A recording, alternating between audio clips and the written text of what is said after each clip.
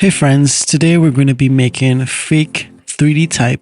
This is a really nifty way to get some really cool 3D looking typography without the hassle of going into something like Blender or Cinema 4D. It's really fast and efficient and it just works pretty good. So let's jump in and see what we can do. Before we start, don't forget to like, subscribe and hit that bell icon for notifications. So I'm gonna right click and create a new composition. I'm gonna call this fake 3D and that looks good. Our frame rate is 30 frames per second. The duration is 15 seconds, which is okay. I'm just gonna drag this into my main folder. Now I'm gonna right click and choose new solid and I'm gonna call this background. And I could just use a fill. Actually, I'm going to train a gradient ramp.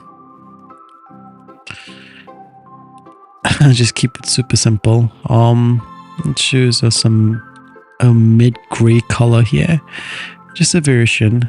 When I'm tidying it up or finalizing it, I'll probably jump back in and change these colors a little bit.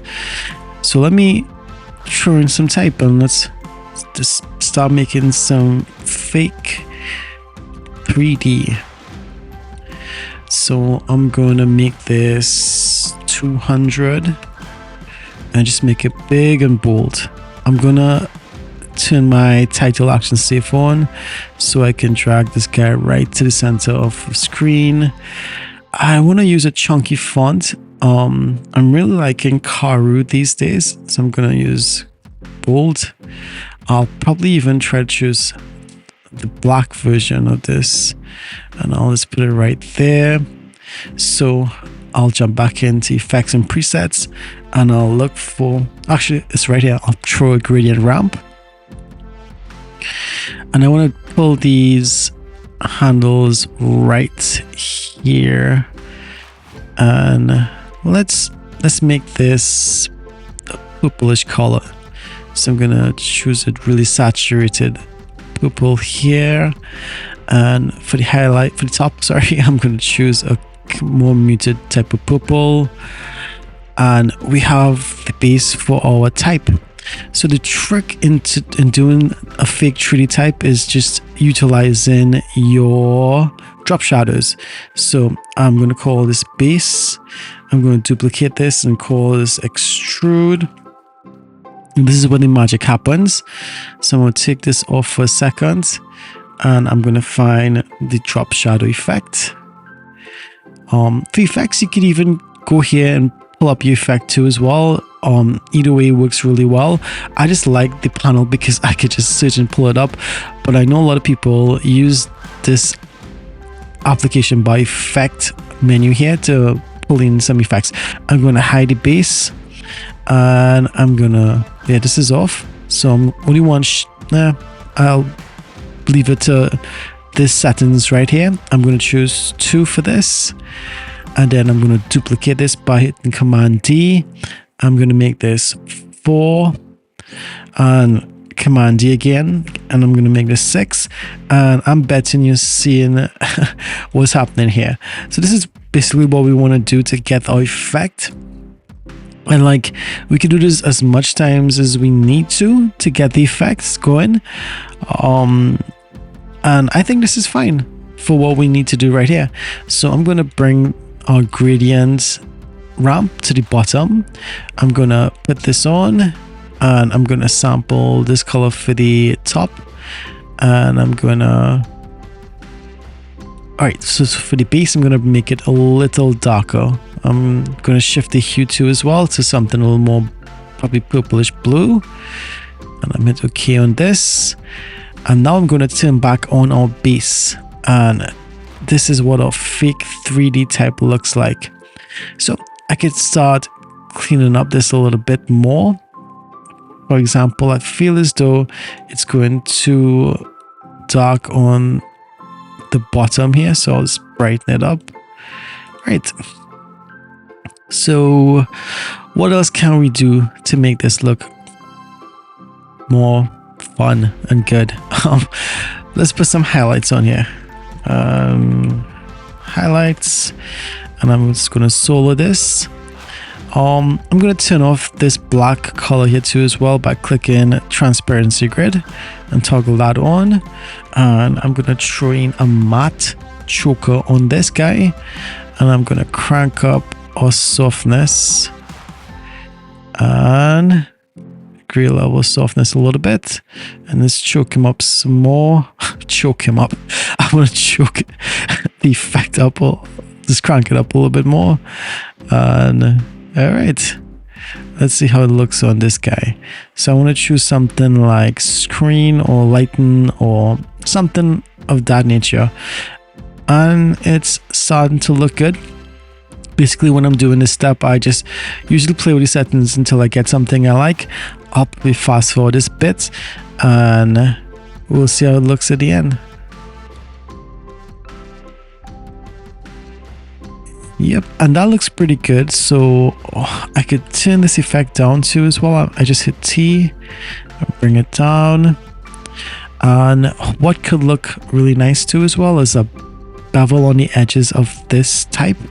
So I could jump back here and I could choose bevel, and I want to choose bevel alpha, and I could bring this guy, I could change this color to something purple first, and like right here, and I could define where my light source is. I'll choose something here, and I could bevel it like just slightly, probably.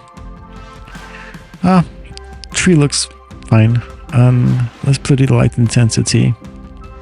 Keep bringing it down to 2, make it less, and let's unsolo these things and see how everything works together. I think this bevel is a little too much, so I'll choose 1.5, and I could even make this 0.5 just to get a slight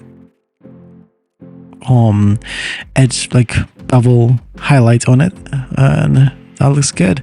So now what I like to do with this is make a sort of template. So I could change this to 55. All right, so how I do that is I tool this down, look for text, and just attach everything to the source text, everything that needs to change. So I'll pull this and I'll whip it to our source text. Now we can close this, and I also want to pick up the position, scale, and rotation to the source as well, to the base. I'll jump to extrude, and I'll pull this in here, and I'll pull this over here. Now I'm gonna lock these layers, and I could type whatever my heart desires, and it will work. So let's push these into a composition, and we'll call this fake. Now let's call it fake. That's fine. Let's not make things too complicated. And that looks good. So now that okay, sorry about that. Now that we have that, I'll pull this into subcomps, and I'll do one for 3D, and I'll jump in here. I'll call this 3D, and I'll duplicate this again, and I'll call this type. Right, so let's see how everything works together. Fake 3D. I'll call this type. All right, so I'm gonna try to make this look somewhat okay, and we'll see how it looks at the end.